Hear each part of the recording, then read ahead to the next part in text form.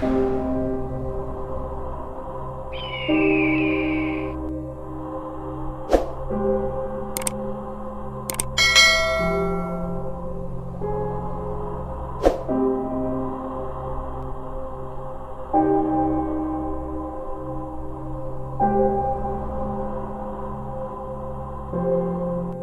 ಬಂದಲ್ಲಿ ಕಾಪಾಡುತ್ತಾ ಧನ ಕನಕ ವಿದ್ಯಾ ಬುದ್ಧಿ ಸಕಲ ಸಂಪತ್ತು ಆರೋಗ್ಯ ಐಶ್ವರ್ಯ ಕೊಟ್ಟ ಅಧಿಕಾರದಲ್ಲಿ ಅವಧಿ ಕೊಡಬೇಕೆಂದು ಪ್ರತಿ ಯುಗಾದಿ ಒಂದ್ಸತಿ ಒಂದು 8 ದಿವಸ ಜಾತ್ರೆ, ಅತ್ತಾಗ 2 ತಿಂಗಳ ಜಾತ್ರೆ. ಬೇಟೆ ಗೀಟೆ ಮಾಡೋರೆಲ್ಲ ಆ ಕೊಂಡೆ ಕಟ್ಟಿ ಎಲ್ಲರೂ ಬಂಡಿ ಗಾಡಿ ಟ್ಯಾಕ್ಟ್ರಿ ಅವ್ರ ಬಸ್ಸು ಅವ್ರ ಅನುಕೂಲ ಏನಿರ್ತಂದ್ರೆ 3 ದಿವಸ 4 ದಿವಸ ಟೆಂಟ್ ಹಾಕ್ಯಂದಿದ್ದು ಜಾತ್ರೆ ಮಾಡ್ಕೊಂಡು ಆ ಕಾಲಘಟ್ಟದಲ್ಲಿ ಇದು ಏನಂತ ಆಗುತ್ತಂದ್ರೆ ಉಚ್ಚಶೃಂಗಿ ಅಂತೇಳಿ, ಉಚ್ಚಶೃಂಗಿ ಇದ್ದಿದ್ದು ಉಚ್ಚಂಗಿ ಅನ್ನುವ ಹೆಸರನ್ನ ಪದನಾಮವನ್ನು ಪಡ್ಕೊಳ್ಳುತ್ತೆ.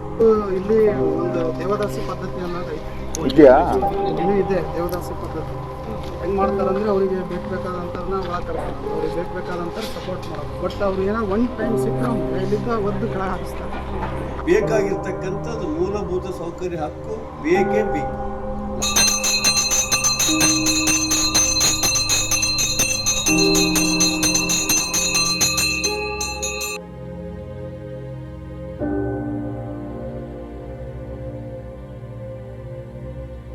ಎಲ್ರಿಗೂ ನಮಸ್ಕಾರ. ಇದು ಐತಿಹಾಸಿಕ ಹಾಗೂ ಧಾರ್ಮಿಕ ಪ್ರಸಿದ್ಧವಾದಂಥ ಶ್ರೀ ಕ್ಷೇತ್ರ ಉಚ್ಚಂಗಿ ದುರ್ಗ. ಇದು ತನ್ನದೇ ಆದ ಸುಮಾರು 2000 ವರ್ಷಗಳಿಗೆ ಹಿಂದಿನ ಇತಿಹಾಸವನ್ನು ಒಳಗೊಂಡಿದೆ ಈ ಕ್ಷೇತ್ರ. ಈ ದುರ್ಗದ ಅಧಿದೇವತೆ ಶ್ರೀಮಾತೆ ಉಚ್ಚಂಗಮ್ಮ ದೇವಿ ಇಲ್ಲಿ ನೆಲೆಸಿದ್ದಾಳೆ. ಸಕಲರನ್ನು ಪೊರಹುವ ಮತ್ತು ಸಕಲರನ್ನು ಸಲಹುವ ಅಧಿದೇವತೆಯಾಗಿ ಬಂದ ಭಕ್ತಾದಿಗಳಿಗೆ ಸುಖ ಶಾಂತಿ ನೆಮ್ಮದಿಯನ್ನು ನೀಡ್ತಕ್ಕಂಥ ಐತಿಹಾಸಿಕ ತಾಣ. ಮಧ್ಯ ಕರ್ನಾಟಕದ ಪ್ರಸಿದ್ಧ ಕ್ಷೇತ್ರಗಳಲ್ಲಿ ಇದು ಕೂಡ ಒಂದು. ಕರ್ನಾಟಕದ ರಾಷ್ಟ್ರ ದೇವತೆ ಉಚ್ಚಂಗಮ್ಮ ಆಗಿ ಎಲ್ಲರನ್ನ ಸಲಹುವ ಮಾತೆಯಾಗಿ ಈ ದೇವಿ ಇಲ್ಲಿ ಎಲ್ಲರನ್ನು ಕಾಯ್ತಾ ಇದ್ದಾಳೆ. ಈ ಕ್ಷೇತ್ರದ ಇತಿಹಾಸ ಹಿನ್ನೆಲೆಯನ್ನು ನೋಡ್ತಾ ಹೋದಂಥ ಸಂದರ್ಭದಲ್ಲಿ ಈ ಕ್ಷೇತ್ರಕ್ಕೆ ಸುಮಾರು ಯುಗಾಂತರಗಳ ಒಂದು ಹೆಸರಿನ ಹಿನ್ನೆಲೆ ಇದೆ. ಅದೇನಂತಂದರೆ ಕೃತಯುಗದಲ್ಲಿ ಈ ಬೆಟ್ಟವನ್ನು ಮೇಘನಾದ ಎಂಬ ರಾಕ್ಷಸ ಆಳ್ವಿಕೆ ಮಾಡ್ತಾ ಇದ್ದಿದ್ದರಿಂದ ಇದನ್ನು ಮೇಘನಾದ ಪರ್ವತ ಅಂತೇಳಿ ಕರೀತಾರೆ. ತದನಂತರ ತ್ರೇತಾಯುಗದಲ್ಲಿ ಹಿರಣ್ಯಕಶಪುವನ್ನು ಶ್ರೀ ವಿಷ್ಣು ವಧೆ ಮಾಡಿದಂಥ ಸಂದರ್ಭದಲ್ಲಿ ಬಹಳ ಸ್ಥಳಗಳ ಮೇಲೆ ಸುವರ್ಣ ವೃಷ್ಟಿ ಅಂದರೆ ಮಳೆ ಗರಿಯುತ್ತೆ. ಅಂಥ ಸಮಯದಲ್ಲಿ ಕೂಡ ಇಲ್ಲಿ ಬಂಗಾರದ ಮಳೆ ಸುರಿಯಿತು. ಅದಕ್ಕೋಸ್ಕರ ಈ ದುರ್ಗವನ್ನು ವೀರ ಕನಕಗಿರಿ ಅಂತೇಳಿ ಕರೀತಾರೆ. ತದನಂತರ ದ್ವಾಪರ ಯುಗದಲ್ಲಿ ಉತ್ತುಂಗ ಮಹರ್ಷಿ ಎನ್ನುವ ಮಹರ್ಷಿಯವರು ಇಲ್ಲಿ ತಪಸ್ಸನ್ನು ಆಚರಿಸಿ ದೈವತ್ವವನ್ನು ಪಡೀತಾರೆ. ಅದಕ್ಕೋಸ್ಕರ ಈ ಪರ್ವತವನ್ನು ಉತ್ತುಂಗ ಪರ್ವತ ಅಂತೇಳಿ ಕರೀತಾರೆ. ತದನಂತರ ಕಲಿಯುಗದಲ್ಲಿ ಇಲ್ಲಿ ಉಚ್ಚಂಗಿ ಹೆಬ್ಬೆ ಎನ್ನುವವಳು ಮೊದಲಾಗಿ 3 ಬ್ರಾಹ್ಮಣ ಕನ್ನಿಕೆಯರು ಶಿವನನ್ನು ಕುರಿತು ತಪಸ್ಸನ್ನು ಮಾಡ್ತಾರೆ. ಆ ತಪಸ್ಸಿನ ಫಲವಾಗಿ ಶಿವನಿಂದ ದೈವತ್ವವನ್ನು ಪಡೆದಂಥ ಸಂದರ್ಭಕ್ಕೆ ಈ ದುರ್ಗ ಉಚ್ಚಂಗಿಯಿಂದ ಉಚ್ಚಂಗಿ ದುರ್ಗ ಅನ್ನೋ ಒಂದು ಹೆಸರನ್ನು ಪಡೆಯಿತು ಕಲಿಯುಗದಲ್ಲಿ ಅಂಥೇಳಿ ನಮಗೆ ಕ್ರಿಸ್ತಶಕ 11ನೇ ಶತಮಾನದ ಶಾಸನ ಇದನ್ನು ದಾಖಲೆ ಸಮೇತ ವಿವರಣವಾಗಿ ಹೇಳುತ್ತೆ. ಇಷ್ಟೇ ಅಲ್ಲ, ಈ ದುರ್ಗ ಕೇವಲ ಒಂದು ಮನೆತನಕ್ಕೆ, ಒಂದು ರಾಜ ಪರಂಪರೆಗೆ ಆಳ್ವಿಕೆಗೆ ಒಳಪಟ್ಟಿದ್ದಲ್ಲ. ಇದು ಐತಿಹಾಸಿಕವಾಗಿ ಹಿನ್ನೆಲೆಯನ್ನು ಒಳಗೊಂಡಂಥ ಐತಿಹಾಸಿಕ ಕ್ಷೇತ್ರ. ಯಾಕಂತಂದರೆ ದಕ್ಷಿಣ ಕರ್ನಾಟಕ ಮತ್ತು ಉತ್ತರ ಕರ್ನಾಟಕದ ಬಹುಭಾಗದ ವ್ಯವಸ್ಥೆಯಲ್ಲಿ ನೋಡ್ತಕ್ಕಂಥ ಸಂದರ್ಭದಲ್ಲಿ ಈ ಕೋಟೆಯನ್ನು ಗೆದ್ದು ಮುಂದಕ್ಕೆ ಹೋಗಬೇಕಾಗಿತ್ತು. ಏನಾದರೂ ಇತ್ತು ಆ ಭಾಗ ದಕ್ಷಿಣ ಭಾರತದಿಂದ ಬಂದರು ಅಂತಂದರೆ ಈ ಮಧ್ಯ ಕರ್ನಾಟಕದ ಪ್ರಬಲವಾದ ಈ ಕೋಟೆಯನ್ನು ಗೆದ್ದು ಉತ್ತರ ಕರ್ನಾಟಕದ ಕಡೆ ಹೋಗಬೇಕಾಗಿತ್ತು. ಉತ್ತರ ಕರ್ನಾಟಕದಿಂದ ಕಡೆ ಬರ್ತಕ್ಕಂಥವ್ರು ಈ ಕೋಟೆಯನ್ನು ಗೆದ್ದ ನಂತರನೇ ದಕ್ಷಿಣ ಕರ್ನಾಟಕಕ್ಕೆ ಹೋಗಬೇಕಾಗಿತ್ತು. ಅಂದರೆ ಈ ಕೋಟೆ ಸುಮಾರು 5ನೇ ಶತಮಾನದ ಕಾಲಘಟ್ಟಕ್ಕೆ ಕೃಷ್ಣವರ್ಮನಿಂದ ಒಂದು ಉಚ್ಚಶೃಂಗಿ ಶಾಖೆ ಆರಂಭವಾಗುತ್ತೆ. ಕದಂಬರ ಒಂದು ಮೂಲ ತಾಣಗಳಾದಂಥ ರಾಜಧಾನಿಗಳಲ್ಲಿ ಉಚ್ಚಂಗಿ ದುರ್ಗ ಕೂಡ ಒಂದು. ಅಂದರೆ ಸುಮಾರು 100 ವರ್ಷಕ್ಕೂ ಅಧಿಕ ವರ್ಷಗಳ ಕಾಲ ಕದಂಬರು ಈ ದುರ್ಗವನ್ನು ಆಳ್ವಿಕೆ ಮಾಡ್ತಾರೆ. ಕನ್ನಡದ ಮೊಟ್ಟಮೊದಲ ಸಾಮ್ರಾಜ್ಯವಾದ ಕದಂಬರಿಗೂ ಕೂಡ ಈ ಕೋಟೆ ನೆಲೆಯನ್ನು ಕೊಟ್ಟಿತ್ತು. ಆ ಕದಂಬರ ಕಾಲದಲ್ಲಿ ಇದನ್ನು ಉಚ್ಚಶೃಂಗಿ ಅಂತೇಳಿ ಕರೀತಾರೆ. ಉಚ್ಚ ಅಂತ ಅಂದರೆ ಶ್ರೇಷ್ಠ ಅಂತೇಳಿ, ಶೃಂಗಿ ಅಂತಂದರೆ ಕೊಂಬು ಅಂತ ಆ ಥರ ಕರೀತಾರೆ. ಅಂದರೆ ಸುತ್ತಮುತ್ತಲ ಎಲ್ಲ ಪ್ರದೇಶದಲ್ಲೂ ಕೂಡ ಈ ಕೋಟೆ ಅತ್ಯಂತ ಎತ್ತರವಾಗಿರೋದ್ರಿಂದ ಇದನ್ನು ಉಚ್ಚಶೃಂಗಿ ಅಂತೇಳಿ ಕರೀತಾರೆ. ತದನಂತರ ಬಂದಂಥ ರಾಜ ಮನೆತನಗಳ ಕಾಲಘಟ್ಟದಲ್ಲಿ ಬರುತ್ತೆ. ರಾಷ್ಟ್ರಕೂಟರ ಆಳ್ವಿಕೆ ಬರ್ಬೋದು, ತದನಂತರ ಚಾಳುಕ್ಯರು ಬಂದರು, ಕಲ್ಯಾಣಿ ಚಾಳುಕ್ಯರು ಬಂದರು. ಆ ಕಾಲಘಟ್ಟದಲ್ಲಿ ಇದು ಏನಂತ ಆಗುತ್ತಂದರೆ ಉಚ್ಚಶೃಂಗಿ ಅಂತೇಳಿ, ಉಚ್ಚಶೃಂಗಿ ಇದ್ದಿದ್ದು ಉಚ್ಚಂಗಿ ಅನ್ನುವ ಹೆಸರನ್ನು ಪದನಾಮವನ್ನು ಪಡ್ಕೊಳ್ಳುತ್ತೆ. ಇಷ್ಟೆಲ್ಲ ಐತಿಹಾಸಿಕ ಹಿನ್ನೆಲೆಯನ್ನು ಒಳಗೊಂಡಿರ್ತಕ್ಕಂಥ ಈ ದುರ್ಗ ಸುಮಾರು ನೊಳಂಬ ಪಲ್ಲವರ ಆಳ್ವಿಕೆಯ ಕಾಲಘಟ್ಟದಲ್ಲಿ ನೊಳಂಬ ಪಲ್ಲವರ 32,000 ಮುಖ್ಯ ಪಟ್ಟಣಕ್ಕೆ ಇದು ರಾಜಧಾನಿ ಮತ್ತು ಮುಖ್ಯ ಪಟ್ಟಣ ಆಗಿತ್ತು. ನೊಳಂಬರ ಕಾಲಕ್ಕೂ ಕೂಡ ಇದು ರಾಜಧಾನಿಯಾಗಿ ಹೆಸರನ್ನು ಮಾಡಿತ್ತು. ತದನಂತರ ಬಂದಂಥ ಉಚ್ಚಂಗಿಯ ಪಾಂಡ್ಯರು, ಈ ಉಚ್ಚಂಗಿ ಪಾಂಡ್ಯರು ಏನು ಮಾಡ್ತಾರೆ ಅಂದರೆ ಈ ದುರ್ಗವನ್ನು ಆಳ್ವಿಕೆಯನ್ನು ಮಾಡ್ತಾರೆ. ಈ ದುರ್ಗದಲ್ಲೇ ಆಳ್ವಿಕೆ ಮಾಡಿದಕ್ಕೋಸ್ಕರನೇ ಅವರಿಗೆ ಉಚ್ಚಂಗಿ ಪಾಂಡ್ಯರು ಅಂತೇಳಿ ಕರೀತಾರೆ. ಯಾಕಂತಂದರೆ ಉಚ್ಚಂಗಿ ಪಾಂಡ್ಯರು ಉಚ್ಚಂಗಿ ಅಂತ ಸೇರಿಸ್ಕೊಂಡಿದ್ದೆ ಈ ಉಚ್ಚಂಗಿ ದುರ್ಗದಿಂದ ಆಳ್ವಿಕೆಯನ್ನು ಮಾಡಿದಂಥ ಸಂದರ್ಭಕ್ಕೆ ಅವರಿಗೆ ಉಚ್ಚಂಗಿ ಪಾಂಡ್ಯರು ಅಂತ ಹೇಳ್ತಾರೆ. ತದನಂತರ ಈ ಪ್ರಬಲತರ ದುರ್ಗವನ್ನು ಹೊಯ್ಸಳರು ಕೂಡ ಬಂದು ಮುತ್ತಿಗೆಯನ್ನು ಹಾಕ್ತಾರೆ. ಸುಮಾರು ಈಗ ಈ ಕೋಟೆಯ ಇತಿಹಾಸ ಯಾವ ಥರ ಹೇಳುತ್ತಂದರೆ, ಗಂಗರ 2ನೇ ರಾಚಮಲ್ಲನ ಕಾಲಘಟ್ಟದಲ್ಲಿ ಈ ಕೋಟೆಯನ್ನು ಗೆಲ್ಲಕ್ಕೆ ಬರ್ತಾನೆ. ಅಂಥ ಸಂದರ್ಭದಲ್ಲಿ ವೀರ ಬೇಡರ ದೊರೆ ಒಬ್ಬ ಇಲ್ಲಿ ಆಳ್ವಿಕೆಯನ್ನು ಮಾಡ್ತಿರ್ತಾನೆ. ಅವರೇ ನರಗ ಮಹಾರಾಜ ಅಂತೇಳಿ. ಆ ನರಗ ಮಹಾರಾಜನ ಶೌರ್ಯ ಯಾವ ಥರ ಇತ್ತು ಅಂತಂದರೆ, ಅವನ ಶೌರ್ಯ ಮತ್ತು ಪರಾಕ್ರಮದ ಕುರಿತು 2ನೇ ರಾಚಮಲ್ಲನೇ ಆ ಶಾಸನದ ಮಾರಸಿಂಹ ಆ ಶಾಸನದಲ್ಲಿ ನರಗನ ಹೆಸರನ್ನು ಹಾಕಿಸ್ತಾನೆ. ಅಂದರೆ ಈ ದುರ್ಗ ಅಷ್ಟೊಂದು ಪ್ರಬಲತರವಾಗಿತ್ತು. ಅಂದರೆ 12 ವರ್ಷಗಳ ಕಾಲ ಚೋಳರು ಈ ಕೋಟೆಯನ್ನು ಮುತ್ತಿಗೆ ಹಾಕ್ತಾರೆ. ಆದರೂ ಕೂಡ ಈ ಕೋಟೆಯನ್ನು ಗೆಲ್ಲಕ್ಕಾಗಲ್ಲ. ಹೊಯ್ಸಳರ ವಿಷ್ಣುವರ್ಧನ ಕೂಡ ಈ ಕೋಟೆಯ ಮೇಲೆ ದಂಡೆತ್ತಿ ಬರ್ತಾನೆ. ಆದರೆ ಪೂರ್ಣ ಪ್ರಮಾಣವಾಗಿ ಈ ಕೋಟೆಯನ್ನು ಗೆಲ್ಲಕ್ಕಾಗಲ್ಲ, ವಾಪಸ್ ಹೋಗ್ತಾನೆ. ಆದರೆ 2ನೇ ಬಲ್ಲಾಳನ ಕಾಲದಲ್ಲಿ ಈ ಕೋಟೆಯನ್ನು ಪ್ರಬಲತರವಾದ ಗಿರಿದುರ್ಗವನ್ನು ಗೆಲ್ತಾರೆ. ಗೆದ್ದಂಥ ಸಂದರ್ಭದಲ್ಲಿ ಈ ಕೋಟೆಯ ಬಾಗಿಲುಗಳಿಗೆ ಆನೆಗಳಿಂದ ತಿವಿಸಲಾಗುತ್ತಂತೆ. ಮತ್ತು ಆನೆಯ ಮುಖಾಂತರ ಈ ಬಾಗಿಲನ್ನು ಒಡೆದಾಕ್ತಾರೆ. ಅಂದರೆ ಯಾರ ಕೈಯಲ್ಲೂ ಕೂಡ ಗೆಲ್ಲಲಾಗದ ಕೋಟೆಯನ್ನು 2ನೇ ವೀರಬಲ್ಲಾಳ ಅತೀ ಸುಲಭವಾಗಿ ಆನೆಕಲ್ಲುಗಳನ್ನು ಆಡಿದಷ್ಟು ಸುಲಭವಾಗಿ ಈ ಕೋಟೆಯನ್ನು ಗೆಲ್ತಾನೆ. ಅದಕ್ಕೋಸ್ಕರ ಹೊಯ್ಸಳರಿಗೆ ಗಿರಿದುರ್ಗ ಮಲ್ಲ ಮತ್ತು ಶನಿವಾರ ಸಿದ್ಧಿ ಎಂಬುವ 2 ಬಿರುದುಗಳು ಸಿಗ್ತವೆ. ಈ ದುರ್ಗವನ್ನು ಗೆದ್ದುದರ ನೆನಪಾಗಿ ಹೊಯ್ಸಳರಿಗೆ ಗಿರಿದುರ್ಗ ಮಲ್ಲ ಮತ್ತು ಶನಿವಾರ ಸಿದ್ಧಿ. ಅಂದರೆ ಈ ಗಿರಿದುರ್ಗವನ್ನು ಗೆದ್ದುದಕ್ಕೋಸ್ಕರ ಗಿರಿದುರ್ಗ ಮಲ್ಲ, ಆ ವಿಜಯವು ಶನಿವಾರ ಅವರಿಗೆ ದೊರಕಿದ ಕಾರಣಕ್ಕಾಗಿ ಶನಿವಾರ ಸಿದ್ಧಿ ಅಂತೇಳಿ ಬಿರುದನ್ನು ಪಡೆಯುತ್ತಾರೆ. ಹಲವಾರು ರಾಜಮನೆತನಗಳ ಏಳುಬೀಳಿಗೆ ಕಾರಣವಾಗಿದೆ. ಹಲವಾರು ರಾಜ ಪರಂಪರೆಯನ್ನು ಹುಟ್ಟಿಗೆ ಕಾರಣವಾಗಿದೆ. ಆ ಪ್ರಕಾರ ನೋಡ್ತಾ ಹೋದರೆ ದಕ್ಷಿಣ ಭಾರತದ, ದಕ್ಷಿಣ ಕರ್ನಾಟಕದ ಮತ್ತು ಮಧ್ಯ ಕರ್ನಾಟಕದ ವೀರ ಬೇಡರ ಒಂದು ಮೂಲ ಮತ್ತು ನೆಲೆಯಾದಂಥ ಈ ಕ್ಷೇತ್ರ ಐತಿಹಾಸಿಕ ಉಚ್ಚಂಗಿ ದುರ್ಗ. ಯಾಕಂತಂದರೆ ಕಾಲಾನಂತರದಲ್ಲಿ ಉಚ್ಚಶೃಂಗಿಯಿಂದ ಹಿಡಿದು ಉಚ್ಚಂಗಿ ದುರ್ಗ ಅಂತೇಳಿ ಹೆಸರನ್ನು ಬದಲಾವಣೆ ಪಡ್ಕೊಂಡಂಥ ಈ ಕೋಟೆಗೆ ಐತಿಹಾಸಿಕ ಮಹತ್ವ ಮತ್ತು ವೀರಗಿರಿಯನ್ನು ಮತ್ತು ಶೌರ್ಯತ್ವದ ಸಾಧನವಾಗಿ ಕಂಗೊಳಿಸ್ತಕ್ಕಂಥ ಕೆಲಸವನ್ನು ಮಾಡಿದವರು ವೀರ ಪಾಳೆಗಾರರು. ಅಂದರೆ ಮಹಾನಾಯಕ ಸಂಸ್ಥಾನಿಕರು ಈ ಕೋಟೆಯನ್ನು ಆಳ್ವಿಕೆ ಮಾಡ್ತಾರೆ. ಆ ಪ್ರಕಾರ ಇದು ಮೂಲತಃ ಮುಂದಿನಿಂದಲೂ ಕೂಡ ಒಂದು ಆಧಾರದ ಪ್ರಕಾರ ಕದಂಬರು ಕೂಡ ಮೂಲತಃ ಬೇಡರಾಗಿದ್ದು, ಆ ಬೇಡರ ಶಾಖೆ ಇಲ್ಲಿ ಮುಂದುವರ್ಕೊಂಡು ಬಂತು.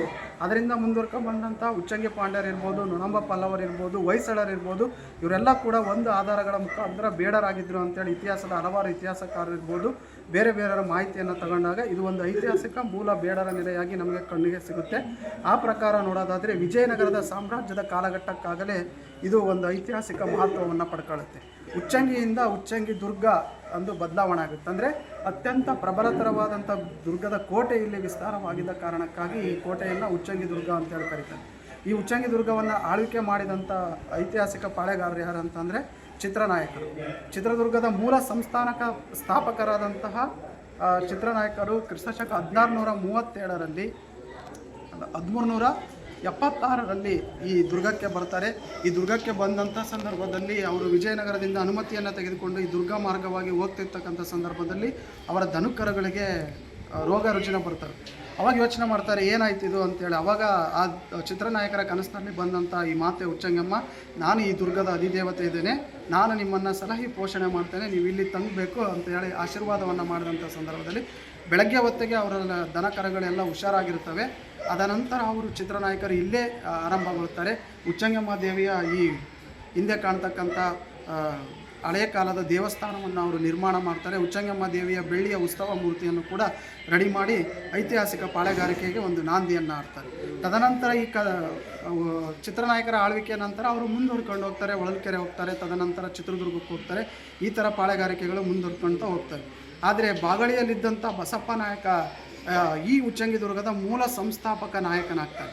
ಯಾವ ಥರ ಅಂತಂದರೆ ಮತ್ತಿ ತಿಮ್ಮಣ್ಣ ನಾಯಕ ಅಂತೇಳಿ ಬರ್ತಾರೆ. ಚಿತ್ರದುರ್ಗದ ಐತಿಹಾಸಿಕ ಪುರುಷರಲ್ಲಿ ಒಬ್ಬರಾದಂಥ ಮತ್ತಿ ತಿಮ್ಮಣ್ಣ ನಾಯಕರ ಮಗಳಾದ ಹೊನ್ನಮ್ಮ ನಾಗತಿಯನ್ನು ದಾದಯ್ಯ ನಾಯಕನಿಗೆ ವಿವಾಹವನ್ನಾಗಿ ಮಾಡಿಕೊಡ್ತಾರೆ. ಆ ಸಂಬಂಧ ಮತ್ತಿ ತಿಮ್ಮಣ್ಣ ನಾಯಕ ದಾದಯ್ಯ ನಾಯಕನಿಗೆ ಈ ಉಚ್ಚಂಗಿ ದುರ್ಗವನ್ನು ಬಳುವಳಿಯಾಗಿ ಕೊಡ್ತಾರೆ. ಯಾಕಂತಂದರೆ ಹಿಂದೆ ಬಸವಪಟ್ಟಣದ ನಾಯಕರು ಏನು ಮಾಡ್ತಾರೆ ಅಂತಂದರೆ ಈ ಉಚ್ಚಂಗಿ ದುರ್ಗದ ಮೇಲೆ ದಂಡೆತ್ತು ಬರ್ತಾರೆ. ಅಂತಹ ಸಂದರ್ಭದಲ್ಲಿ ಆ ಮತ್ತಿ ತಿಮ್ಮಣ್ಣ ನಾಯಕನಿಗೆ ಇಲ್ಲಿರ್ತಕ್ಕಂಥ ದಾದಯ್ಯ ನಾಯಕ ಸಹಾಯ ಮಾಡಿದಕ್ಕೋಸ್ಕರ ತನ್ನ ಮಗಳನ್ನು ಮದುವೆ ಮಾಡಿಕೊಟ್ಟು ಆ ಮಗಳಿಗೆ ಈ ಉಚ್ಚಂಗಿ ದುರ್ಗವನ್ನು ಬಳುವಳಿಯಾಗಿ ಕೊಡ್ತಾನೆ. ತದನಂತರ ಕಾಲಘಟ್ಟಗಳಲ್ಲಿ ಬದಲಾದಂಥ ಇತಿಹಾಸ ವಿಜಯನಗರ ಸಾಮ್ರಾಜ್ಯದ ಅವನತಿಯ ದಾರಿಯ ಸಂದರ್ಭದಲ್ಲಿ ಏನಾಗುತ್ತೆ ಅಂತಂದರೆ ಮತ್ತಿ ತಿಮ್ಮಣ್ಣ ನಾಯಕರನ್ನು ವಿಜಯನಗರದ ಅರಸರು ಸೆರೆಮನೆಯಲ್ಲಿರ್ತಾರೆ. ಅಂಥ ಸಂದರ್ಭದಲ್ಲಿ ಪಿತೂರಿಯನ್ನು ಮಾಡಲಾಗುತ್ತೆ. ಸ್ವತಃ ತನ್ನ ಮಗಳಾದ ಮತ್ತಿ ತಿಮ್ಮಣ್ಣ ನಾಯಕನ ಮಗಳಾದ ಹೊನ್ನಮ್ಮ ನಾಗತಿಯು ಚಿತ್ರದುರ್ಗದ ಅರಸರಿಗೆ ಸಹಾಯ ಮಾಡ್ತಿದ್ದಾಳೆ. ಮತ್ತಿ ತಿಮ್ಮಣ್ಣ ನಾಯಕ ಚಿಕ್ಕಣ್ಣ ನಾಯಕ ಈ ದುರ್ಗದ ಕೋಟೆಯನ್ನು ಬಂದು ವಶಪಡಿಸ್ಕೊಂಡು ದುರ್ಗದಿಂದ ನಿಮ್ಮನ್ನು ಹೊರ ಹಾಕ್ತಾನೆ ಅಂತೇಳಿ ಸುಳ್ಳು ಸುದ್ದಿಯನ್ನು ಕೇಳಿದಂಥ ದಾದಯ್ಯ ನಾಯಕರು ಏನು ಮಾಡ್ತಾರೆ ಅಂದರೆ ತನ್ನ ಹೆಂಡತಿಯೇ ಸ್ವತಃ ನನ್ನ ವಿರುದ್ಧ ತಂದೆಗೆ ಸಹಾಯ ಮಾಡ್ತಿದ್ದಾಳೆ ಅಂತೇಳಿ ಏನು ಮಾಡ್ತಾರೆ ಅಂತಂದರೆ ಆ ಹೆಂಡತಿಯನ್ನು ಅಲ್ಲಿ ಮುಂದೆ ಒಂದು ದೊಡ್ಡ ಬತೇರಿ ಬರುತ್ತೆ, ಆ ಬತೇರಿ ಮೇಲಿಂದ ತಳ್ಳಿಸ್ಬಿಡ್ತಾಳೆ. ಆವಾಗ ಆ ರಾಣಿ ಅಲ್ಲಿಂದ ಬೀಳ್ತಾಳೆ. ಬೀಳ್ತಕ್ಕಂಥ ಸಂದರ್ಭದಲ್ಲಿ ಅವಳು ಒಂದು ಉಚ್ಚಂಗಿದುರ್ಗಕ್ಕೂ ಮತ್ತು ಚಿತ್ರದುರ್ಗಕ್ಕೂ ಒಂದು ಶಾಪವನ್ನು ಕೊಡ್ತಾಳೆ. ಏನಂತಂದರೆ ಉಚ್ಚಂಗಿದುರ್ಗದವರಿಗೆ ಗಂಡು ಹೆಚ್ಚಬಾರ್ದು, ಚಿತ್ರದುರ್ಗದವರಿಗೆ ಹೆಣ್ಣು ಹೆಚ್ಚಬಾರ್ದು ಅಂತೇಳಿ ಶಾಪವನ್ನು ಕೊಡ್ತಾಳೆ. ಆ ಶಾಪಕ್ಕೆ ದೇವಿಯ ಆಶೀರ್ವಾದ ಕೂಡ ಅಸ್ತು ಅನ್ನಂಗಾಗುತ್ತೆ. ಅವರಿಗೆ ಹೆಣ್ಣಿನ ಸಂತಾನ ಕಮ್ಮಿ ಆಗುತ್ತೆ, ಇವರಿಗೆ ಗಂಡಿನ ಸಂತಾನ ಕಮ್ಮಿ ಆಗುತ್ತೆ. ತದನಂತರ ವೈವಾಹಿಕ ಸಂಬಂಧಗಳು ಎರಡು ಮನೆತನಗಳ ನಡುವೆನೂ ಕೂಡ ನಡೆಯಲ್ಲ. ಆವಾಗ ವಿಪರೀತವಾದಂಥ ವೈಷಮ್ಯ ಬೆಳೆಯುತ್ತೆ. ಆ ಮಹಾರಾಣಿ ಬಿದ್ದಂಥ ಒಂದು ಸ್ಥಳವನ್ನು ಇವತ್ತಿಗೂ ಕೂಡ ಹೊನ್ನಮ್ಮ ಜಾರಿದ ಬಂಡೆ ವನ್ಯ ಜರಿ ಅಂತೇಳಿ ಕರೀತಾರೆ. ಆ ಕೆಳಗಿರ್ತಕ್ಕಂಥ ಒಂದು ಜರಿಯನ್ನು ವನ್ಯ ಜರಿ ಅಂತೇಳಿ ಕರೀತಾರೆ. ಇಷ್ಟು ಐತಿಹಾಸಿಕವಾದಂಥ ಮಹತ್ವವನ್ನು ಈ ಕೋಟೆ ಹೊಂದಿದೆ. ತದನಂತರ ಕಾಲಾಂತರಗಳಲ್ಲಿ ಚಿತ್ರದುರ್ಗ ಮತ್ತು ಉಚ್ಚಂಗಿದುರ್ಗದವರಿಗೆ ಹಲವಾರು ರೀತಿಯ ವೈಷಮ್ಯಗಳು ಬೆಳೆದು ಉಚ್ಚಂಗಮ್ಮ ದೇವಿ ಅವರ ಕುಲದೇವತೆ ರಾಜಮಾತೆ ಮತ್ತು ಪೋಷಿತ ಮಾತೆ ಆಗಿದ್ದ ಕಾರಣದಿಂದ ಉಚ್ಚಂಗಿದುರ್ಗಕ್ಕೆ ಬರೋಕ್ಕಾಗಲ್ಲ. ಅಂಥ ಸಂದರ್ಭದಲ್ಲಿ ಗಡ್ಡದ ಮದಕರಿ ನಾಯಕರ ಕಾಲಘಟ್ಟದಲ್ಲಿ ಇಲ್ಲಿ ಮುಮ್ಮಡಿ ಬಸಪ್ಪ ನಾಯಕ ಆಳ್ವಿಕೆಯನ್ನು ಮುಮ್ಮಡಿ ನಾಯಕ ಆಳ್ವಿಕೆ ಮಾಡ್ತಿರ್ತಾನೆ. ಅಂಥ ಸಂದರ್ಭದಲ್ಲಿ ಉಚ್ಚಂಗಮ್ಮ ದೇವಿಯ ಉತ್ಸವ ಮೂರ್ತಿಯನ್ನು ಇಲ್ಲಿಂದ ಚಿತ್ರದುರ್ಗಕ್ಕೆ ತಗೊಂಡು ಹೋಗ್ತಾರೆ. ಅಲ್ಲಿ ಭರಮಣ್ಣ ನಾಯಕರು ಅದಕ್ಕೆ ಒಂದು ದೇವಸ್ಥಾನವನ್ನು, ಭವ್ಯವಾದ ಚಿತ್ರದುರ್ಗದ ದೇವಸ್ಥಾನವನ್ನು ಕಟ್ಟಿ ಇವತ್ತಿಗೂ ಕೂಡ ಅಲ್ಲಿ ದೇವಿಯನ್ನು ಆರಾಧನೆ ಮಾಡ್ತಾರೆ. ಇಲ್ಲಿಂದ ಉತ್ಸವ ಮೂರ್ತಿಯನ್ನು ಅಲ್ಲಿಗೆ ಹೋದಂಥ ಸಂದರ್ಭಕ್ಕೆ ಉಚ್ಚಂಗಮ್ಮ ಇದ್ದಿದ್ದು ಉತ್ಸವಾಂಬ ದೇವಿ ಅಂತೇಳಿ ಹೆಸರನ್ನು ಪಡ್ಕೊಳ್ಳುತ್ತೆ. ತದನಂತರ ಮುಮ್ಮಡಿ ಬಸಪ್ಪ ನಾಯಕನ ಕಾಲಘಟ್ಟದಲ್ಲಿ ಶ್ರೀದೇವಿಗೆ ಒಂದು ಗಂಟೆಯನ್ನು ಮಾಡಿಸ್ಕೊಡ್ತಾರೆ. ಒಳಗೆ ನೋಡಿರ್ತಕ್ಕಂಥ ಗಂಟೆ ಶಾಸನ ಏನು ಹೇಳುತ್ತೆ ಅಂತಂದರೆ ಇಲ್ಲಿ ನಾವು ನೋಡ್ಬೋದು ಏನಂತಂದರೆ ದಾದಯ್ಯ ನಾಯಕ, ಮಹಾರಾಣಿ ಹೊನ್ನಮ್ಮ ನಾಗತಿ, ಅದರ ಜೊತೆಗೇ ರಂಗನಾಯಕ ಮತ್ತು ಮುಂತಾದವರು ಈ ದೇವಿಗೆ ಈ ಹಿಂದೆಯೇ ಒಂದು ದೊಡ್ಡ ಗಂಟೆಯನ್ನು ಮಾಡಿಸ್ಕೊಟ್ಟಿರ್ತಾರೆ. ಆ ಗಂಟೆ ಭಿನ್ನವಾದ ಕಾರಣ ತದನಂತರ ಬಂದಂಥ ಅದೇ ವಂಶದ ಮೊಮ್ಮಗನಾದಂಥ ಮುಮ್ಮಡಿ ಬಸಪ್ಪ ನಾಯಕನು ಶ್ರೀದೇವಿಯ ಆಶೀರ್ವಾದ ಪೂರ್ವಕವಾಗಿ ಒಂದು ಗಂಟೆಯನ್ನು ಮಾಡಿಸ್ಕೊಡ್ತಾನೆ. ಅದರಲ್ಲಿ ಹೊನ್ನಮ್ಮ ನಾಗತಿ ಹೆಸರನ್ನು ಕೂಡ ನೋಡ್ಬೋದು. ದಾದಯ್ಯ ನಾಯಕರ ಹೆಸರನ್ನು, ರಂಗಣ್ಣ ನಾಯಕರ ಹೆಸರನ್ನು, ಈ ಉಚ್ಚಂಗಿದುರ್ಗ ಮತ್ತು ಹರಪನಹಳ್ಳಿ ಪಾಳೆಗಾರರ ಸಂಬಂಧಿಸಿದಂಥ ಮಾಹಿತಿಗಳನ್ನು ನಾವು ಆ ಗಂಟೆ ಶಾಸನದ ಮುಖಾಂತರ ನೋಡ್ಬೋದು. ಇಷ್ಟೇ ಅಲ್ಲ, ಈ ಸುಮಾರು ದೇವಸ್ಥಾನಗಳು ಚಿತ್ರದುರ್ಗದಲ್ಲಿ ಇಲ್ಲದಷ್ಟು ದೇವಸ್ಥಾನಗಳು ಉಚ್ಚಂಗಿದುರ್ಗದಲ್ಲಿದ್ದಾವೆ. ಐತಿಹಾಸಿಕ ಹೊಯ್ಸಳರ ಕಾಲದ್ದಿರ್ಬೋದು, ಚಾಳುಕ್ಯರ ಕಾಲದ್ದಿರ್ಬೋದು, ರಾಜನ ಅರಮನೆ ಇರ್ಬೋದು, ರಾಣಿ ಅರಮನೆ ಇರ್ಬೋದು, ಬಾವಿಗಳಿರ್ಬೋದು, ಹೊಂಡಗಳಿರ್ಬೋದು, ಒಂದು ಸುಸಜ್ಜಿತವಾದ ಕೋಟೆಯನ್ನು ನಿರ್ಮಾಣವಾಗಿತ್ತು ಅನ್ನೋದಕ್ಕೆ ಈ ಕೋಟೆ ಮುಖ್ಯವಾಗಿ ಸಾಕ್ಷಿಯಾಗುತ್ತೆ. 9ನೇ ಶತಮಾನ ಕಾಲಘಟ್ಟಕ್ಕಾಗಲೇ ಈ ಕೋಟೆ ಅತ್ಯಂತ ವೈಭವಪೇರಿತ ಒಂದು ಆಳ್ವಿಕೆಗೆ ಒಳಪಟ್ಟಿತ್ತು ಅಂತೇಳಿ ಹಲವಾರು ಶಾಸನಗಳು ಹೇಳ್ತವೆ. ಶ್ರವಣಬೆಳಗೊಳದ ಶಾಸನಗಳಿರ್ಬೋದು, ಹೊಯ್ಸಳರ ಕಾಲದ ಶಾಸನಗಳಿರ್ಬೋದು, ವೀರ ಪಾಳೆಗಾರರ ಶಾಸನಗಳಿರ್ಬೋದು. ಇದೇ ಉಚ್ಚಂಗಿದುರ್ಗದಲ್ಲಿ ಸುಮಾರು 16ಕ್ಕೂ ಹೆಚ್ಚಿನ ಶಾಸನಗಳು, ಸುಮಾರು 20ಕ್ಕೂ ಹೆಚ್ಚಿನ ವೀರಗಲ್ಲುಗಳು ಮತ್ತು ಮಹಾಸತಿ ಕಲ್ಲುಗಳನ್ನು ನಾವು ನೋಡ್ಬೋದು. ಇಷ್ಟೆಲ್ಲ ಐತಿಹಾಸಿಕ ಪರಂಪರೆ, ಚರಿತ್ರೆ ಮತ್ತು ಐತಿಹಾಸಿಕ ಹಿನ್ನೆಲೆ ಹೊಂದಿದೆ. ಅದರ ಜೊತೆಗೆ ಈಗ ಬಂದಿರತಕ್ಕಂಥ ಸರ್ಕಾರದ ಇಲಾಖೆಗಳು ಕೂಡ ಅತ್ಯಂತ ಮಹತ್ತರವಾದ ಕೆಲಸವನ್ನು ಮಾಡ್ತಾ ಇದ್ದಾವೆ. ಆದರೂ ಕೂಡ ಇಲ್ಲಿ ಭಾಳ ಇಲಾಖೆ ಇರೋದ್ರಿಂದ ಒಂದು ಕಡೆ ಅರಣ್ಯ ಇಲಾಖೆ ಇರ್ಬೋದು, ಒಂದು ಕಡೆ ಪುರಾತತ್ವ ಇಲಾಖೆ ಇರ್ಬೋದು, ಒಂದು ಕಡೆ ಹಿಂದೂ ಧಾರ್ಮಿಕ ದತ್ತಿ ಇಲಾಖೆ ಇರ್ಬೋದು. ಇದು ಹೆಂಗಾಗ್ತದೆ, ಒಂಥರ ಹಗ್ಗ ಜಗ್ಗಾಟ. ಯಾವುದೇ ಕೆಲಸಗಳನ್ನು ಮಾಡೋಕ್ಕೆ ಸಾಧ್ಯ ಆಗ್ತಾಯಿಲ್ಲ. ಪುರಾತತ್ವ ಇಲಾಖೆಯವರು ಕೂಡ ಇದನ್ನು ಗಮನ ಹರಿಸಬೇಕು. ಯಾಕಂತಂದರೆ ಇಲ್ಲಿರ್ತಕ್ಕಂಥ ಬರುವ ಭಕ್ತಾದರಿಗೆ ಮೂಲಭೂತ ಸೌಕರ್ಯಗಳಾದಂಥ ಶೌಚಾಲಯ ವ್ಯವಸ್ಥೆ, ನೀರಿನ ವ್ಯವಸ್ಥೆ, ಬೇರೆ ಬೇರೆ ವ್ಯವಸ್ಥೆಗಳು ಬೇಕು. ಅದಕ್ಕೆ ಅವರು ಗಮನ ಹರಿಸಬೇಕು. ಅದರ ಜೊತೆಗೆ ಈ ರಸ್ತೆಗಳ ಅಗಲೀಕರಣಗಳು ಕೂಡ ಆಗಬೇಕು. ಇಲ್ಲಿ ಲಕ್ಷಾಂತರ ಜನ ಹುಣ್ಣಿಮೆ ಅಮಾವಾಸ್ಯೆಗೆ ಬಂದಂಥ ಸಂದರ್ಭದಲ್ಲಿ ಕಾಲು ತುಳಿತಗಳು ನಡೆಯುವಂಥ ಸಂಭವ ಇರೋದ್ರಿಂದ ಈ ರಸ್ತೆಗಳ ಮೊದಲನೇದಾಗಿ ಅಗಲೀಕರಣಗಳಾಗಬೇಕು. ಮೂಲ ಭಕ್ತಾದಿಗಳಿಗೆ ಬರ್ತಕ್ಕಂಥವರಿಗೆ ಮೂಲಭೂತ ಸೌಕರ್ಯಗಳು ದೊರೀಬೇಕು. ಇಷ್ಟೆಲ್ಲ ಐತಿಹಾಸಿಕ ಕ್ಷೇತ್ರ ಇದೆ. ದಿನ ಅಸಂಖ್ಯಾತ ಭಕ್ತರು ಈ ದೇವಸ್ಥಾನಕ್ಕೆ ಬರ್ತಾರೆ. ಅಸಂಖ್ಯಾತ ಪರಂಪರೆಯನ್ನು ಹೊಂದಿರತಕ್ಕಂಥ ಈ ಕ್ಷೇತ್ರದ ಅಭಿವೃದ್ಧಿ ಇನ್ನಷ್ಟು ಹೆಚ್ಚಿನದಾಗಲಿ. ಇವತ್ತು ಕೂಡ ನಿತ್ಯ ದಾಸೋಹ ನಡೀತಾ ಇದೆ. ಅದಕ್ಕೂ ಕೂಡ ಇಲ್ಲಿ ಬಂದಂಥ ಅಧಿಕಾರಿಗಳು ಮಹತ್ವದ ಜವಾಬ್ದಾರಿಯನ್ನು ನಿರ್ವಹಿಸಿ ಕೆಲಸವನ್ನು ಮಾಡಿದ್ದಾರೆ.